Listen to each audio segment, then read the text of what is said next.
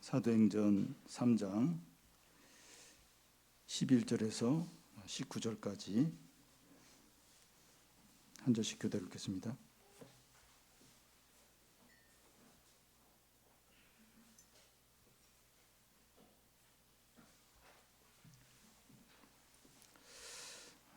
나은 사람이 베드로와 요한을 붙잡으니 모든 백성이 크게 놀라며 달려나가 솔로몬의 행각이라 불리우는 행각에 모이거늘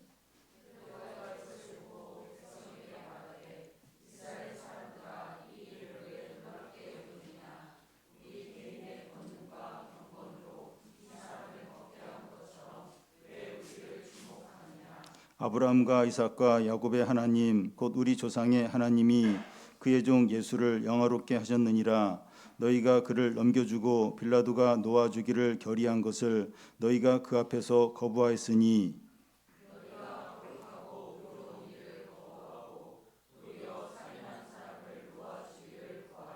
생명의 주를 죽였도다. 그러나 하나님이 죽은 자 가운데서 그를 살리셨으니 우리가 이 일의 증인이라.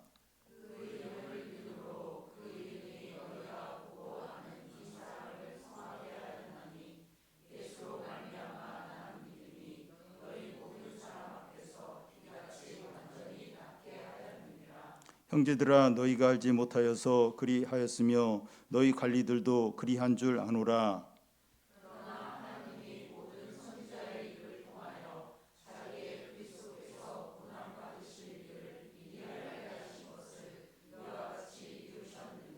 같이 읽겠습니다. 그러므로 너희가 회개하고 돌이켜 너희 죄 없이 함을 받으라. 이같이 하면 새롭게 되는 날이 주의 앞으로부터 이를 것이요. 아멘. 작년 하반기 교회 이전을 정하고 교인들이 이제 이전 장소를 좀 알아봤는데 이제 공통적으로 이제 하시는 말들이 교회에게 이제 장소를 주려고 하지 않는다는 겁니다. 이 건물주들이 이 교회가 들어오는 것을 싫어하는 것은 과거에도 그러했습니다. 그런데 지금은 과거보다 교회를 싫어하는 분위기가 더 팽배해졌다는 거죠. 이 한국 교회 교인 숫자가 계속 줄어드는 추세인데 코로나를 겪으면서 더 그 속도가 빨라졌습니다. 그리고 각 교회마다 이 교회 사역자를 구하는 게 너무 힘들다는 말들을 합니다. 제가 청년 때만 해도 신학을 하겠다는 청년들이 많아서 담임 목사가 상담하고 일반 직장을 이렇게 가도록 그렇게 권하는 경우가 종종 있었습니다. 그런데 요즘은 신학을 하겠다는 청년들 자체가 거의 없습니다. 이런 것들이 무엇을 보여주는가 하면 교회들이 세속화되어 가고 있고 신자들의 신앙이 많이 약해져 가고 있다는 겁니다. 우리 교회 구성원을 보면 그 어린 아기부터 청소년, 청년, 장년, 어르신들까지 연령층들이 고루 있는 편인데 이 많은 교회들은 노년들이 대부분이고 어린이나 청소년이나 청년들은 실종되다시피 한 그런 상황입니다. 앞으로 30년이 지나면 현재 노인들이 다 이제 돌아가시게 되는데 그러면 교회들이 이제 비게 됩니다. 이런 추세라면 우리 영유치부 어린이들이 어른이 됐을 때는 교회가 거의 이제 완전히 사라지냐죠. 교회 숫자가 많이 줄어든 그런 어떤 상황이 될 겁니다. 신앙이 다음 세대에 이제 계승을 되면서 계속 부흥이 일어나야 되는데 지금 이제 중단되느냐 아니면 회복되느냐 그것이 결정되는 아주 중요한 시기라고 생각됩니다. 교회와 신자들의 믿음이 약해진 원인이 무엇입니까? 반기독교적인 정서의 확산이나 SNS의 영향이 진정한 원인은 아닙니다. 진정한 원인은 기독교가 무엇인지, 복음이 무엇인지, 교회가 어떤 것인지 모르는 데 있다고 할 수 있습니다. 호세아서에 보면 이스라엘 백성들이 여호와를 아는 지식이 없어서 망하게 되었다고 이렇게 했습니다. 오늘날 이 신자들의 가장 심각한 문제는 기독교와 복음과 교회가 무엇인지 진정으로 모르는 데 있습니다. 오늘 우리에게 가장 필요한 것은 더 많이 봉사하고 교회가 자기 건물을 갖고 교인들이 숫자가 늘어나는 것이 아니라 성경이 말하는 교회가 어떤 것이고 진정한 기독교가 무엇인지 하는 걸 아는 겁니다. 이런 걸 알려면 성경을 봐야 되는데 가장 좋은 성경이 사도행전입니다. 그 중에 3장이라고 생각합니다. 저는 교회가 이제 약해진 걸 느껴지고 또 저의 믿음이 흔들린다고 여겨질 때 이 3장을 이제 읽으면 다시 막 신앙이 회복이 되고 막 힘이 생기는 걸 느끼게 됩니다. 3장은 진정한 기독교가 무엇이고 복음이 얼마나 영광스럽고 능력이 있는가, 또 교회가 어떤 곳인가 하는 것을 잘 보여줍니다. 3장은 날 때부터 걷지 못한 장애인이 성전 미문에서 이제 구걸하는 장면으로 시작합니다. 이 장애인 거리는 베드로와 요한에게 다른 사람에게 하듯이 한 푼을 이렇게 구합니다. 그러자 베드로는 은과 금은 내게 없지만 내게 있는 나사렛 예수의 이름으로 명하노니 일어나 걸으라고 말합니다. 그러자 곧 그의 발과 발목에 힘이 생기며 걸으며 뛰며 찬양하는 겁니다. 이것이 기독교가 어떤 것인지 잘 보여줍니다. 기독교는 단지 이론이나 가르침이 아니라 사건이에요.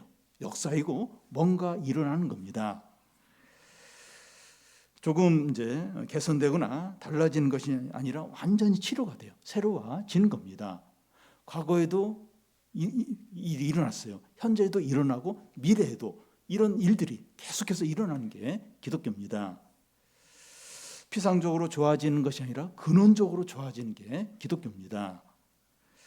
은과 금은 없거니와 나사렛 예수 이름으로 명하노니 일어나 걸으라 하는데, 교회는 은과 금을 나눠주는 것이 아니라 나사렛 예수 이름으로 사람을 거듭나게 하고 새 사람이 되게 하는 겁니다.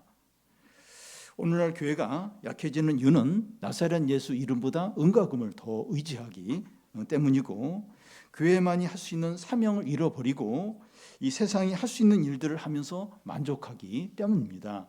그런 일이 필요 없다는 게 아니에요. 그런데 세상에서 할 수 있는 그 일을 하면서 교회가 교회다워지고 있다, 교회 역할을 다 하고 있다, 그렇게 만족하는 게 문제입니다.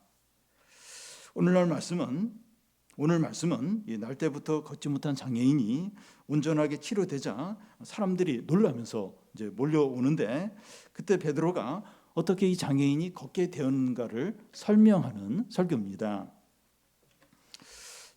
그의 설교에 이제 베드로가 설교하게 되는데, 베드로의 설교의 이제 핵심은 이 기적 자체나 우리에게 관심을 갖지 말고 이 기적을 행하시는 예수 그리스도에게 관심을 가지라는 겁니다.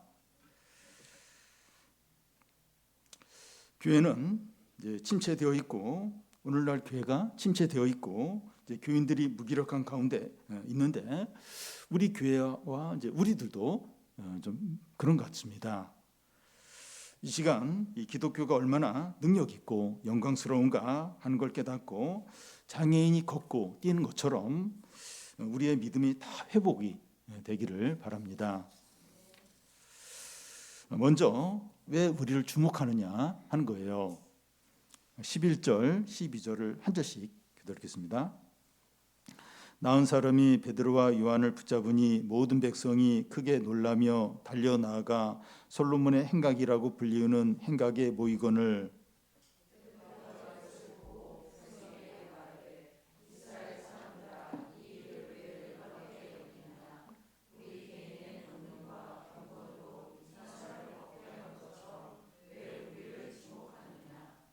장애인이었다가 걷게 된 사람은 베드로와 요한을 따라서 성전에 따라 들어갑니다. 그때 베드로와 요한과 이 사람이 솔로몬 행각이라는 곳에 이제 있는데, 많은 사람들이 이 사람, 걷지 못하던 사람이 걷게 된 이 사람을 이제 보기 위해서 몰려 들었습니다. 모인 사람들은 흥분하며 놀라워했습니다. 지금 솔로몬 행각에 모인 많은 사람들이 주목해 보는 것이 무엇입니까? 장애인이었다가 걷게 된 사람과 또 베드로와 요한을 주목해서 봅니다. 특히 베드로와 요한에 대해서 주목해서 보는 거예요. 왜 사람들이 베드로와 요한을 주목해서 바라봅니까? 그들의 능력이 이 사람을 치료했다고 생각하기 때문입니다. 베드로와 요한의 능력이 얼마나 대단하고 그의 믿음이 얼마나 좋으면 이 날 때부터 걷지 못한 장애인을 걷게 했을까 하면서 막 감탄을 하면서 칭찬을 하는 겁니다. 그런데 베드로와 요한은 모든 사람들이 칭찬하고 주목하는 그런 상황에서 어떻게 하죠? 우리의 능력으로 이 사람을 걷게 한 것처럼 왜 우리를 주목하느냐? 우리를 바라보지 말라는 거예요. 우리가 이 일을 한 것이 아니라는 겁니다. 우리는 원래 예수님 붙잡힐 때 다 도망쳤던 겁쟁이들이라는 거예요. 베드로 나는 예수님을 모른다고 3번이나 부인했던 그런 배신자라는 겁니다. 어떤 면에서 우리는 이 사람이 걷게 된 것과 아무 상관이 없다는 거예요. 그러니까 분명히 베드로가 이렇게 나사렛 이름을 해서 이제 이 사람을 걷게 했어요. 근데 이 사람이 걷게 한 거 우리랑 아무 상관이 없다는 겁니다. 그리고 이 기적 자체도 주목하지 말라는 거예요. 이 기적 자체가 중요한 것이 아니라 이 기적을 일으킨 분이 중요하다는 거죠. 요한복음에서는 그 예수님이 행하신 기적들을 표적이라고 했습니다. 이 표적이라는 게 뭔가 하면 예수님이 하나님의 아들이시고 예수님의 말씀은 다 진리다 하는 것을 이렇게 증거하는 것을 이제 말하는 겁니다. 그래서 예수님이 병자들을 고치거나 귀신들을 쫓아냈을 때 사람들이 막 하나님께 영광을 돌렸어요. 기적 자체나 그 기적과 관련된 이 사람에게만 집중하면 안 된다는 겁니다. 우리가 이제 기적 같은 기도 응답이나 또 불가능해 보이는 일들이 가능해지는 것을 볼 때가 있어요. 예를 들어서 어려운 시험에 합격을 했거나 또 질병이 기적적으로 낫거나 또 불가능해 보이던 금전 문제가 해결됐을 때 은혜다 하나님이 하셨다 이러면서 놀랄 때가 있습니다. 근데 중요한 것은 기적 자체나 그것과 관련된 사람이 아니고 그것을 가능케 한 하나님이십니다. 사람은 수단에 불과해요. 그래서 그 사람이 막 기도를 많이 했거나 또 막 이렇게 믿음을 잘 지켰는데 그래도 그냥 수단. 사람은 수단이고 기적은 하나님이 행하신 작품이죠. 하나님이 그렇게 역사하신 어떤 증거, 결과물에 불과한 거죠. 다른 사람이나 자기 자신을 바라보지 마시고 이제 기적 같은 일에 또 마음을 두지 마시고 예수 그리스도에게 집중하시기 바랍니다. 이것이 기독교입니다. 기독교. 그 기적을 일으킨 그 놀라운 일을 행하신 그 예수님께 집중하는 거, 예수님이 중심이 되는 이게 기독교죠. 우리가 예수님을 바라보고 신뢰하고 의지할 때 계속해서 어떤 능력들과 생명의 역사들이 계속해서 나타나게 됩니다. 그러니까 대단해, 놀라워, 저 사람 어떻게 그런 일을 이렇게 할 수 있었을까? 이러면 이제 그걸로 일회용으로 끝나는 거예요. 왜냐하면 사람에게만 집중하니까, 그 일 자체만 집중하니까. 근데 그 일을 통해서 그 예수 그리스도 하나님을 의지하고 더 이렇게 바라보고 그 하나님을 더 신뢰하는 기회로 삼고 그러면 계속해서 하나님의 능력들과 어떤 생명의 역사가 계속해서 나타나게 되는 거죠. 베드로는 이 기적을 통해서 진정으로 주목해야 될 분이 누구라고 이렇게 말하고 있습니까? 13절 그 중간까지를 보면 아브라함과 이삭과 야곱의 하나님 곧 우리 조상의 하나님이 그종 예수를 영화롭게 하셨느니라.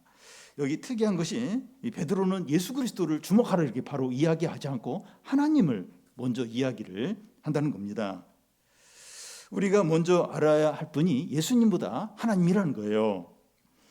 하나님은 세상 만물과 그 인간을 창조하시고 다스리는 분입니다. 하나님이 창조자이시고 다스리는 분이시기 때문에 사람들이 하나님께 순종하고 의지해서 살아야 합니다. 제가 뭔가 하면 하나님께 의존하지 않고 불순종하는 거죠. 모든 복과 생명의 근원인 하나님과 분리되는 게 죄입니다. 모든 사람들이 죄 때문에 멸망하게 돼요.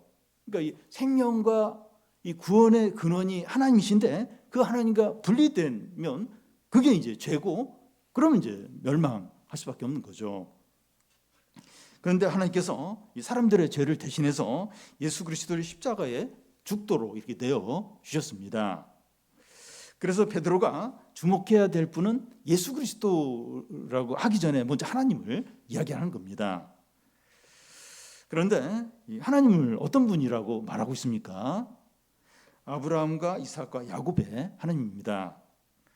이 철학자들이나 과학자들은 신을 절대선, 또 우주의 궁극적인 원리 이런 식으로 아주 어렵게 이제 막 이야기를 합니다. 그러니까 특징이 뭔가 하면 하나님을 인격적인 분으로 말하지 않는 겁니다. 그런데 베드로가 말하는 하나님은 아브라함과 이삭과 야곱의 하나님이라는 거예요. 아브라함과 이삭과 야곱은 우리와 같은 이제 사람들인데 이 하나님이 그들의 하나님이시라는 겁니다. 하나님은 인격적이고 살아계신 분이라는 거예요. 하나님은 아브라함과 이삭과 야곱에게 말씀하셨고 그들의 기도를 들어주셨고 위기 가운데 건져주셨고 그들의 삶을 인도하셨습니다. 그와 같이 하나님 우리의 고민에 관심을 가져요. 또 우리의 삶에 개입을 하시고 우리의 기도를 들으시고 응답을 하신다는 겁니다. 하나님이 나에게 관심을 가져요. 나의 삶에 개입을 하세요. 내 일상생활에 개입을 하십니다. 하나님이 그런 분이시라는 거예요. 우리는 이런 하나님을 주목해야 됩니다. 이런 하나님을 주목을 해야 돼요. 이런 하나님께서 예수님에게 어떻게 이제 하셨습니까? 예수님을 세상에 보내시고 우리 죄를 대신해서 십자가에 죽게 하셨습니다. 그래서 우리가 주목하고 바라보고 의지할 분은 사람들이나 우리 자신이 아니고 눈에 보이는 것들도 아니고 하나님과 예수 그리스도입니다. 자꾸 사람들 의식하고 사람들과 비교하고 또 나의 어떤 약함으로 낙심하고 또 어떤 눈에 보이는 이걸 막 의지하고 그걸 막 바라보고 그게 아니고 하나님과 예수 그리스도를 주목하고 바라봐야 합니다. 여러분 우리가 침체에 빠져요. 침체에 빠지는 주된 이유가 그리고 무기력해지는 주된 이유가 자꾸 사람들을 바라봐요. 사람들하고 비교를 해요. 그리고 내가 얼마나 부족하고 얼마나 약한가 그걸 계속 생각을 하는 거예요. 그리고 어떤 눈앞에 어떤 상황들만 바라보는 거예요. 그러니까 침체가 되는 거예요. 무기력한 거예요. 신자인데 계속 침체되고 무기력하고 불신앙이 빠지고 그 이유가 뭔가 하면 예수 그리스도를 안 바라봐요. 하나님을 안 바라봐요. 상황들, 사람들과 끝없이 비교하고 자신이 얼마나 이렇게 부족한가 거기 보면서 낙심하고 침체될 수밖에 없는 거죠. 불평이 나올 수밖에 없는 거죠. 나에게 관심을 갖고 나의 삶에 개입을 하고 내 기도를 들으시고 응답하시고 또 우리의 죄를 위해서 그 아들 독생자를 이렇게 십자가에 내어준 그 하나님과 예수 그리스도를 바라보는 거죠. 주목을 하는 거죠. 그러면 이제 이렇게 회복이 되죠. 그런데 그 당시 사람들은 하나님께서 보내신 예수 그리스도를 예수님을 어떻게 대했습니까? 13절 중간부터 15절 중간까지를 보면 너희가 그를 넘겨주고 빌라도가 놓아주기를 결의한 것을 너희가 그 앞에서 거부하였으니 너희가 거룩하고 의로운 일을 거부하고 도리어 살인한 사람을 놓아주기를 구하여 생명의 주를 죽였도다. 예수님에 대한 사람들의 반응은 거부하는 겁니다. 사람들의 거부가 네 가지로 표현이 되어 있는데 예수님을 로마 군대에 넘겨주고 빌라도 총독이 예수님을 풀어주려고 했는데 그것을 거부하고 살인자 바라바를 대신 풀어달라고 요청하고 예수님을 십자가에 죽인 겁니다. 이 정도면 철저하게 싫어하고 미워하고 배척을 한 거죠. 그냥 이렇게 좀 이렇게 싫어하고 좀 뭔가 그런 게 아니라 철저하게 거부를 한 철저하게 미워한 겁니다. 이것이 예수 그리스도에 대한 세상의 태도입니다. 이것이 2000년 전의 일인데 그때나 지금이나 예수님에 대한 사람들의 태도는 변함이 없습니다. 이것이 죄의 본질이에요. 이게 죄의 본질입니다. 이 죄 때문에 사람들이 하나님과 분리가 되고 그런 가운데서 불행과 고통과 죽음의 증상 가운데 살아가게 되는 겁니다. 여러분 기독교는 단지 윤리적으로 살거나 주의를 잘 지키거나 봉사를 많이 하거나 순달배를 하지 않는 정도가 아니라 하나님과 예수 그리스도를 믿는 겁니다. 사람들은 그렇게 생각을 해요. 이렇게 교회 안 빠지는 거, 이게 이제 기독교이고, 그게 아니고 하나님과 예수 그리스도를 믿는 게 기독교입니다. 하나님께서는 우리를 위해서 독생자를 내어 주셨고, 독생자 예수는 우리 죄를 대신해서 십자가에 죽으셔서 우리의 모든 죄가 용서됨을 믿는 거죠. 그걸 믿는 겁니다. 기독교는 구원받기 위해서 하나님을 위해서 뭔가를 우리가 하는 것이 아니라 하나님이 우리를 위해서 행하신 일을 전적으로 받아들이는 겁니다. 우리는 그렇게 생각을 해요. 이렇게 구원받기 위해서 교회도 가야 되고 봉사도 해야 되고 헌금도 해야 되고 또 뭘 해야 되고 그렇게 생각을 해요. 근데 그게 아니고 하나님이 우리를 위해서 행하신 걸 그대로 받아들이는 겁니다. 구원이 우리 능력에 달려 있는 것이 아니라 하나님의 능력에 달려 있는 거예요. 이걸 믿는 겁니다. 우리의 신앙생활이 형식적이 되고 무기력한 이유는 하나님께서 우리에게 행하신 일을 받아들이는 것이 아니라 우리가 하나님께 뭔가를 해야 된다고 자꾸 생각하기 때문에 그런 거예요. 자꾸 지치는 거예요. 내가 또 뭘 해야 되고 안 하면 벌 받을 것 같고, 신앙생활을 이렇게 내가 뭘 하는 것으로 생각을 해요. 그러니까 자꾸 지치고 힘이 드는 겁니다. 근데 그게 아니에요. 그게 아니고 하나님이 우리를 위해서 행하신 그걸 받아들이는, 그걸 믿는 거죠. 그걸 누리는 게 이게 신앙이고 이것이 기독교인 거죠. 복음은 모든 믿는 자에게 구원을 주시는 하나님의 능력입니다. 우리가 무언가를 해야 하는 것이 아니라 복음을 전심으로 믿는 거죠. 여러분, 그럴 때 이 복음과 예수님이 나를 위해서 행하신 그걸 묵상하고 그걸 믿고 받아들일 때 이상하게 막 힘이 생겨요. 힘이 생겨서 회복이 됩니다. 근데 자꾸 나를 바라보는 거예요. 그리고 내가 뭘 해야 된다. 막 이게 안 하면 벌 받지. 이러면 지치는 거예요. 이게 이 신앙생활이 그냥 짐으로 여기는 거예요. 여러분, 복음을 생각하면 예수님이 나를 위해서 행하신, 하나님이 행하신 그걸 이렇게 묵상하는 거예요. 그걸 받아들이는 거예요. 믿는 거예요. 그것 자체가 회복이 돼요. 기쁨이 생겨요. 어떤 힘이 막 생기게 됩니다. 그런데 사람들이 거부하고 죽인 예수님을 하나님은 어떻게 하셨습니까? 15절 중간을 보면, 그러나 하나님이 죽은 자 가운데서 그를 살리셨으니 우리가 이 일의 증인이라. 그 당시 유대 종교제자들은 예수님을 십자가에 죽이고 시신이 무덤에 들어가는 걸 보면서 안심을 했어요. 이제 다 끝났다. 골치 아프고 막 우리를 힘들게 했던 그 예수가 죽었고 이제 완전히 끝났다. 그래서 안심했습니다. 그런데 하나님의 말씀대로 예수님은 3일 만에 다시 살리셨습니다. 만약에 부활이 없다면 예수님은 부자나 부처나 공자나 소크라테스 같은 성인 중에 한 사람에 불과했을 거예요. 기독교는 불교나 힌두교 같은 일반 종교 중에 한 종교로 남았을 겁니다. 그런데 하나님은 사람들이 죽인 예수님을 살리셨고 하늘 보좌 우편에 앉히셔서 영광스럽게 했습니다. 제자들은 예수님의 부활을 경험하면서 완전히 새 사람이 돼요. 베드로와 요한은 부활의 증인이 됩니다. 그들은 부활하신 예수 그리스도 이름을 목숨을 다해서 전하는 증인으로 살아갑니다. 그들은 예수 그리스도 이름이 얼마나 능력이 있고 얼마나 영광스러운지 알고 있었어요. 그래서 날 때부터 걷지 못한 이 장애인에게 나사렛 예수의 이름으로 일어나 걸으라 이렇게 외칠 수 있었던 겁니다.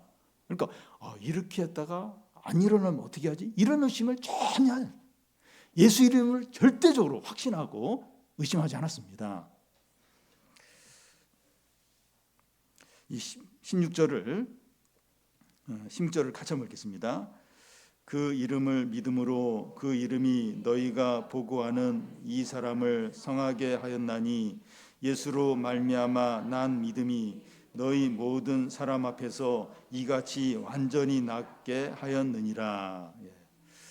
나사렛 예수 그리스도 이름을 믿음으로 날 때부터 장애였던 사람이 완전하게 나았습니다. 이 장애는 40여세인데 40년 동안 한 번도 걸어보지 못했는데 그 마비됐던 다리가 완전하게 근원적으로 치료가 된 겁니다. 오늘날 이 세상이나 가정이나 각 사람에게 필요한 게 이거 아닙니까? 이거 아니에요?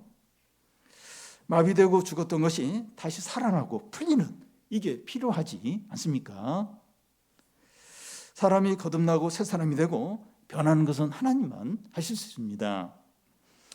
예수님을 만난 사람들을 보면 거라사 광인이나 문둥병자나 10년 동안 혈류병으로 고생한 여자나 38년 된 병자나 또 맹인이나 이런 사람들이 다 치료가 됐어요. 예수를 만난 모든 병자들이 다 치료가 됐습니다. 그리고 이 남편을 5번이나 바꾼 사마리 여인이나 이 세리장 삭개오나 또 창녀들이나 온갖 죄인들이 예수를 만나고 새 사람이 되었습니다. 제자들도 예수 이름으로 40년 동안 걷지 못한 사람을 걷게 하고 또 많은 병자들을 치료하고 또 온갖 죄인들을 이렇게 새 사람이 되게 했습니다. 예수 이름으로 마비되고 죽은 것이 살아나고 풀리고 완전하게 치료가 된 거예요. 왜 기적 자체나 사람들이나 우리 자신을 바라보면 안 되고 예수 그리스도만 바라보고 의지해야 되는 이유가 여기에 있습니다. 사람들을 의지하지 말고 우리의 약함으로 낙심하지 말아야 돼요. 은과 금과 같은 외적인 것이 부족하다고 해서 실망하지 않아야 됩니다. 우리는 그동안 마비되고 죽은 것이 살아나고 또 완전하게 치료되는 것을 수없이 봤습니다. 하나님을 떠났던 사람이 돌아와요. 말씀이 들리졌다는 사람이 말씀이 들리는 거예요. 믿음이 없던 사람이 믿음이 생기는 거예요. 또 수년 동안 원수 관계에 있던 사람과 관계가 회복이 되고 수년 동안 끊지 못한 죄의 습관을 끊는 겁니다. 거듭나고 변화되고 이 모든 것이 마비되었던 것이 풀리고 죽은 것이 살아나는 거죠. 이렇게 말씀이 들리는 거, 믿음이 없던 사람 믿음이 생기는 거, 이게 이제 완전히 마비되고 이렇게 막혔던 게 이제 살아나는 거죠. 이게 회복이 되는 거죠. 이런 일이 예수 그리스도 이름으로 이루어지는 것이고 성령의 능력이고 교회만 할 수 있는 일입니다. 이사야서에서 말하는 것처럼 사막에 시내가 흐르고 또 광야에 꽃이 피고 또 에스겔서에 나오는 마른 뼈들이 살아나는 이런 거죠. 이게 바로 예수 이름으로 성령의 능력으로 이루어지는 것들입니다.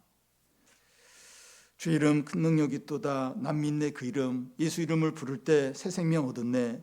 마귀는 떠나가고 갇힌 자 자유케. 모든 이름보다 더 높은 이름 주 예수. 은과금이 아니에요. 은과금이 아닙니다. 교인의 숫자가 많아야 하는 것도 아니고 우리가 막 부자가 돼야 되고 능력이 많아야 되는 것이 아닙니다. 세상이 인정하지 않고 조롱하는 나사렛 예수의 이름을 부르는 겁니다. 그 이름을 붙들고 기도하는 거예요. 성령의 능력으로 모든 일을 하는 겁니다. 그럴 때 어둡고 절망이고 불가능하고 마비되어 있고 죽었던 것이 살아나고 회복되고 변화되고 새로워지게 되는 겁니다. 이것이 기독교입니다. 은금이 아니에요. 많은 사람들이 많아야 되고 사람들의 어떤 직업이 사회적인 지위가 좋아야 되고 그런 게 아니에요. 그런 게 아니에요. 그러니까 그런 거 없어도 부족해도 나사렛 예수 이름을 부르는 거예요. 성령의 능력으로 마비됐던 게 풀려요. 죽은 게 살아나요. 사람이 새로워지는 거예요. 변화되는 거예요. 이게 기독교입니다. 이게 기독교입니다. 교회가 해야 될 일이 이겁니다. 이거. 사회 봉사하고 이런 것도 해야 돼요. 근데 교회가 진짜 해야 될 일이 마비되었던 걸 풀리고 죽은 것이 살아나고 사람이 변하고 거듭나고 새 사람이 되고 수년 동안 끊지 못한 죄들을 끊고 그 원수 관계 도저히 안 돼 그 원수 관계가 회복이 되는 다시 회복이 되는 이게 교회가 해야 되는 거고 이게 이제 기독교죠. 이게 기독교입니다. 세상과 사람들과 우리에게 필요한 게 이거 아닙니까? 교회에 필요한 것은 교인 숫자가 많아지고 재정이 늘어나고 유명해지는 것이 아니라 나사렛 예수의 이름을 부르는 거예요. 살아있는 말씀이 선포가 되고 어떤 성령의 능력들이 나타나고 생명의 역사가 나타난 거죠. 큰 교회가 되지 않아도 돼요. 여러분 숫자가 이렇게 중요한 것 같은데 숫자가 많은 곳은 야구장이면 숫자가 너무 많아요. 공연장이 너무 많아요. 숫자가 중요한 게 아닙니다. 어떤 생명의 역사가 나타나고 사람을 살리고 마비가 풀리고 이게 진짜 중요한 거죠. 그건 교회 규모와 상관이 없어요. 그런 생명의 역사가 나타난 그게 중요한 것이고 그게 기독교고 그게 이제 교회인 거죠.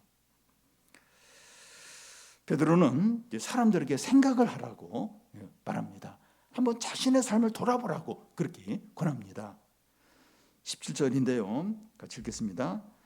형제들아 너희가 알지 못하여서 그리하였으며 너희 관원들도 그리한 줄 아노라. 베드로가 지금 이 말을 하기 2개월 전에 사람들이 예수님을 배척하고 십자가에 못 박아 죽였습니다.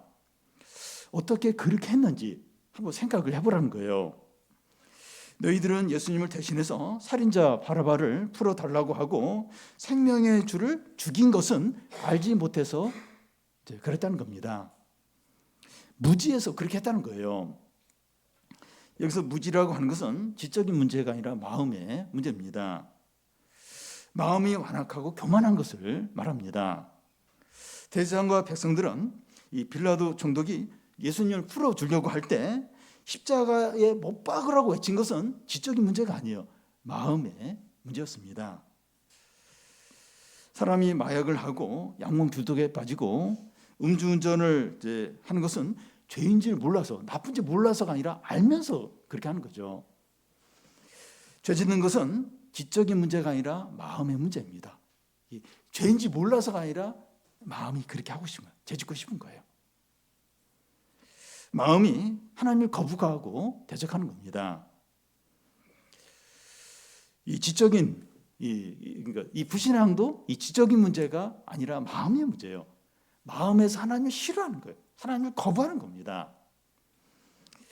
4장 2절에 보면 이 사두개인들이 예수 안에 죽은 자의 부활이 있다고 백성들을 가르치고 전함을 싫어해서 이 제자들을 체포했다는 내용이 나옵니다. 잘못하거나 불법이어서가 아니라 싫은 거예요. 제자들이 막 복음을 그러니까 부활한 예수님이 이게 잘못되고 뭔가 이게 불법이어서가 아니라 싫은 거예요. 싫으니까 제자들을 이게 체포하고 못하게 막는 겁니다. 이 베드로는 이 너희 마음이 얼마나 악하고 교만한지 한번 생각해 보라는 겁니다. 내 마음이 악하고 소망 없는 죄인이라는 것을 인정하라는 겁니다. 베드로는 사람들에게 필요한 게 뭐라고 말하고 있습니까? 19절을 같이 읽겠습니다. 그러므로 너희가 회개하고 돌이켜 너희 죄 없이 함을 받으라. 이같이 하면 새롭게 되는 날이 주와부터 이를 것이요. 이 우울증이 있는 사람이 우울증이 치료받는데 가장 먼저 필요한 것이 자기가 우울증에 걸렸다 하는 걸 인정을 하는 거라고 합니다. 그와 같이 사람들에게 가장 필요한 것은 자기가 죄인인 것을 인정하고 회개하는 겁니다. 무엇을 회개해야 하는가 하면 화를 내거나 거짓말을 하거나 은밀한 죄를 짓거나 세상죄에 빠져 있는 이런 것들을 또 회개해야 되지만 그것보다도 우선적인 것이 본질적인 죄, 내가 주인으로 살고 하나님을 경외하지 않고 하나님을 무시하고 하나님 없이 산 그 본질적인 이 죄가 진짜 큰 죄고 이걸 우선적으로 회개해야 됩니다. 하나님을 믿는다고 하는 것은 하나님과 바른 관계에서 의존적으로 또 순종하며 사는 건데 그걸 하지 않은 거에 대해서 회개를 해야 합니다. 우리가 죄를 회개하면 하나님께서 용서해 주세요. 하나님께서 우리 죄를 얼마나 완전하게 영원히 용서하는지 모릅니다. 핸드폰에 있는 그 유심칩을 빼버리면 그 핸드폰에 저장되어 있던 전화번호, 영상들이 다 사라져요. 완전히 사라지게 됩니다. 그와 같이 하나님이 우리가 회개한 죄들에 대해서 그런 식으로 완전하게 영원히 용서하고 잊으신다는 겁니다. 우리는 너무 큰 죄를 지었고 또 많은 죄를 지었기 때문에 자꾸 죄책감이 기억이 나면서 자꾸 죄책감을 시달릴 때가 있어요. 근데 하나님은 기억하지 않아요. 전혀 그걸 생각하지 않고 기억하지 않고 완전히 용서를 하신다는 겁니다. 회개가 우리가 얼마나 우선적이고 시급한지 모릅니다. 제가 하나님과 우리 사이를 가로막아서 하나님으로부터 오는 무한한 어떤 자원들을 막기 때문에 그렇습니다. 그래서 우리가 가장 두려워야 될 것은 돈 손해 보거나 질병에 걸리거나 사람들에게 비난받는 것이 아니라 죄 짓는 걸 두려워야 돼요. 죄 짓는 거. 이 죄를 지으면 하나님과 우리 관계가 깨어져요. 이걸 제일 두려워야 됩니다. 그러니까 돈이 좀 없어지고 또 몸이 아프고 사람이 비난해도 하나님이 함께하고 하나님과 바른 관계 있으면 사실 부족한 게 없어요. 모든 걸 소유한 것이죠. 근데 죄를 지으면 하나님 관계가 깨지는 거예요. 모든 걸 잃어버리게. 그래서 죄 짓는 걸 가장 두려워야 돼요. 그리고 죄를 지었다면 제일 빨리 당장 신속하게 회개하는 게 너무나도 중요합니다. 지금 회개하시기 바랍니다. 오늘 나왔는데 회개하시기 바라요. 우리가 회개하면 우리가 완전히 바뀌지 않았더라도 예수께서 우리의 모든 죄를 위해서 십자가에 죽으셨기 때문에 하나님이 다 용서를 하세요. 그러니까 내가 이렇게 회개한 동시에 이제 모든 걸 다 이렇게 버리고 완벽하게 이렇게 살고 그렇게 못해요. 불완전하지만 예수님이 우리 죄를 위해서 다 이렇게 십자가에 죽으시면 우리 죄를 다 용서하셨기 때문에 우리가 불완전해도 회개하면 다 용서하십니다. 용서하세요. 우리가 회개하고 하나님께 돌아올 때 어떤 좋은 일이 일어납니까? 19절 끝에 보면 새롭게 하는 날이 주 앞으로부터 이를 것이요. 이 새롭게 하는 날이란 이 과거 성경에 보면 유쾌하게 하는 날이라고 하는데 의미가 같습니다. 새롭게 하는 날이나 유쾌한 날이 온다고 하는 것은 현재 우리 삶이 새롭지 못하고 유쾌하지 못하다는 겁니다. 우리 사회가 얼마나 어둡고 우울하고 절망적인지 모릅니다. 뉴스를 보십시오. 뉴스를. 참 전쟁이 언제 끝날지 모르겠고 다 지금 모든 부분에서 막 다 물가가 오르고 그렇지 않아도 힘든데 너무 더 힘들게 되었습니다. 그래서 너무 우울해요. 절망적입니다. 질병관리청에서 이제 얼마 전에 어떤 발표에 따르면 9년 전과 비교해서 어린이와 청소년들의 자해와 자살 비율이 6.5배 늘었다는 겁니다. 어린이들과 청소년들은 가장 밝고 행복해야 되는 그런 세대들인데 가장 어둡고 절망적이에요. 어린이와 청소년들이 이 정도라면 우리 사회는 병들었어요. 우울증에 다 걸려 있다고 할 수 있습니다. 사람들이 길을 갈 때나 지하철을 탔을 때나 또 가족끼리 식사할 때나 밤에 잘 때 핸드폰을 놓지 못해요. 계속 핸드폰에서 눈을 못 떼요. 왜 그런가 하면 그러니까 이 현실이 너무 어려운 거예요. 너무 불안한 거예요. 너무 두려운 거예요. 그러니까 핸드폰을 안 보면 그냥 미칠 것 같아서 핸드폰에서 눈을 떼지 못하지 않나 생각됩니다. 그런데 핸드폰에서 보는 숏 영상들이나 이 SNS는 우리에게 안식이나 회복을 주는 것이 아니라 더 우울하고 갈증을 느끼게 해서 중독이 되게 만듭니다. 예수님은 수고하고 무거운 짐진 자들아 다 내게로 오라. 내가 너에게 쉼을 주겠다고 하셨습니다. 주님 앞으로부터 유쾌하고 새로운 날이 온다는 겁니다. 주님만이 우리를 진정으로 기쁘고 즐겁고 행복하게 해주십니다. 어거스틴은 지적으로 뛰어난 사람, 열심히 많은 사람인데 오랫동안 방황하면서 안식을 누리지 못했습니다. 그가 나중에 내가 주님 안에서만 참된 안식을 누립니다. 이렇게 고백했습니다. 우리가 회개하고 하나님께 돌아올 때 진정으로 만족하고 행복하고 쉬게 됩니다. 주위 상황들, 경제적인 것이나 질병이나 직장이나 사업이나 부모님의 건강이나 진로 문제나 자녀 문제와 상관없이 주님이 우리를 새롭게 하고 유쾌하게 하시기 때문입니다. 눈에 보이는 것이나 사람들이나 우리 자신을 바라보는 것이 아니라 나사렛 예수 그리스도를 바라보시기 바랍니다.